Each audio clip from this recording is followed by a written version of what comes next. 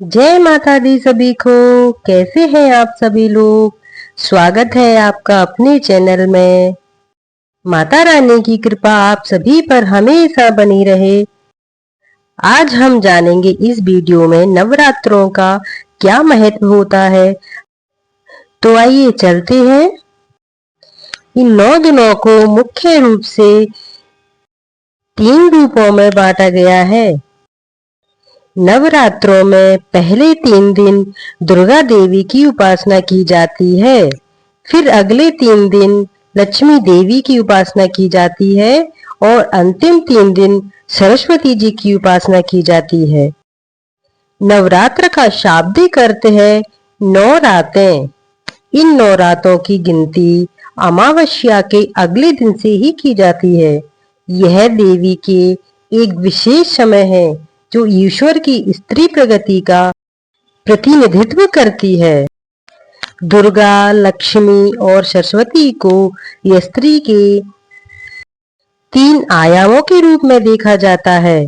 जो लोग ताकत या शक्ति की आकांक्षा रखते हैं वह धरती माता, दुर्गा या काली जैसे नारी के रूपों की पूजा करते हैं। जो लोग धन, जुनून या भौतिक उपहार की इच्छा रखते हैं वे लक्ष्मी या सूर्य की पूजा करते हैं।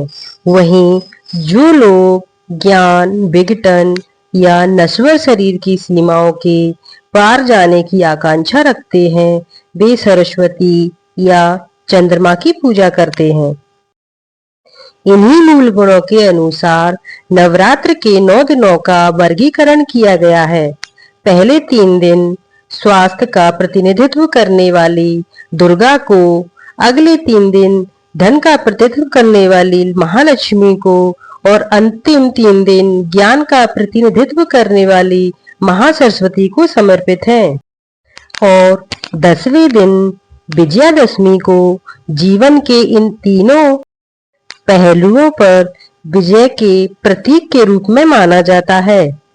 देवी के पहले 2 आयाम मानव अस्तित्व और कल्याण के लिए आवश्यक है। वही तीसरा है सीमाओं के पार जाने की आकांक्षा। इसके लिए आपको महासरस्वती को प्रसन्न करने का प्रयास करना होगा। नवरात्र के इन 9 दिनों में देवी के ये 3 रूपों दुर्गा, लक्ष्मी, सरस्वती को पूजा जाता है जो 3 गुणों के प्रतीक हैं, तमोगुण, रजोगुण और सतोगुण। जीवन में सफलता, सुख सुविधाएं और प्रसन्नता के लिए इन 3 गुणों को संतुलन में रखना होगा। 10वां दिन विजयादशमी का है जिसका अर्थ है जीत का दिन, जो यह दर्शाता है कि बुराई कितनी ही ताकतवर क्यों न हो, अंत में जीत अच्छाई की ही होती है। ऐसा माना जाता है कि महिषासुर और देवी दुर्गा के बीच 9 दिनों तक युद्ध चला था, जिसके बाद 10वें दिन महिषासुर का वध हुआ था। नवरात्रि में 9 दिनों तक व्रत रखने और पूजा करने का विशेष महत्व माना जाता है। 9 दिनों का व्रत करने से, पूजा करने से सुख, शांति, समृद्धि की प्राप्ति होती है। नवरात्रि का व्रत करने से संतान सुख, धन, विद्या, समृद्धि सभी तरह की यश प्राप्ति होती है। ऐसा माना जाता है जहाँ शरद नवरात्रि नृत्य, गायन, वादन और माँ दुर्गा की ऊर्जाओं का आनंद पूर्वक आनंद लेने के लिए होता है, वहीं चैत्र नवरात्रि शांत, आत्मनिरीक्षण, ध्यान में रहने और स्वयं को स्थिर करने का प्रयास करने के बारे में होता है। चैत्र नवरात्रि और शरद नवरात्रि दोनों ही दिव्य स्त्री शक्ति का उत्सव है, जो न केवल सभी प्राणियों का पोषण करती है बल्कि उन लोगों का भी अंत करती है जो सकारात्मकता पर हावी होने की कोशिश करते हैं। इसलिए दुनिया भर में माँ दुर्गा के भक्तों के लिए चैत्र नवरात्रि ध्यान, जप, दान और बहुत कुछ करने का समय है।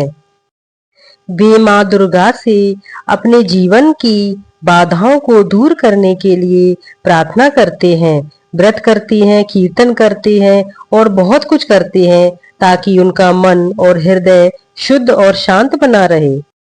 चैत्र नवरात्रि और शरद नवरात्रि दोनों ही पूरे भारत में मनाए जाते हैं। महाराष्ट्र में चैत्र नवरात्रि गुड़ी पड़वा के साथ ही मनाई जाती है, जो नववर्ष का प्रतीक है और लोग अच्छे स्वास्थ्य और समृद्धि के प्रतीक के रूप में अपने घरों के बाहर गुड़ी लगाते हैं।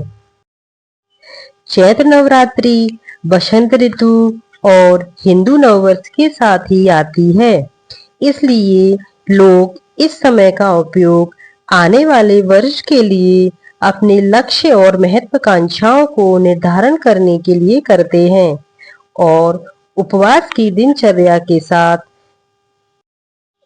स्पष्ट मन, शुद्ध विचारों और बहुत कुछ के लिए प्रार्थना करते हैं। चाहे चैत्र नवरात्रि हो या शरद नवरात्रि हो, दोनों की ही शुरुआत घट स्थापना या कलश से ही होती है। नवरात्रि का प्रत्येक दिन माँ दुर्गा के एक विशेष अवतार को समर्पित होता है, इसलिए लोग अपने घर के मंदिर में नव दुर्गा की एक तस्वीर भी रखते हैं। चलिए हम माता के 9 रूपों का वर्णन जानते हैं। पहला दिन माँ शैलपुत्री के लिए, दूसरा दिन माँ ब्रह्मचारिणी के लिए, तीसरा दिन माँ चंद्रघंटा के लिए, चौथा दिन माँ कुष्मांडा के लिए, पांचवा दिन माँ स्कंद माता के लिए, छठा दिन माँ कात्यायनी के लिए, सातवां दिन माँ कालरात्रि के लिए, आठवां दिन महागौरी के लिए और आखिरी माँ सिद्धदात्री के लिए होता है। नवरात्रों में कन्या पूजा का विशेष महत्व माना जाता है, जिसमें छोटी लड़कियों को घर बुलाया जाता है और पूजा के बाद उन्हें प्रसाद भी खिलाया जाता है।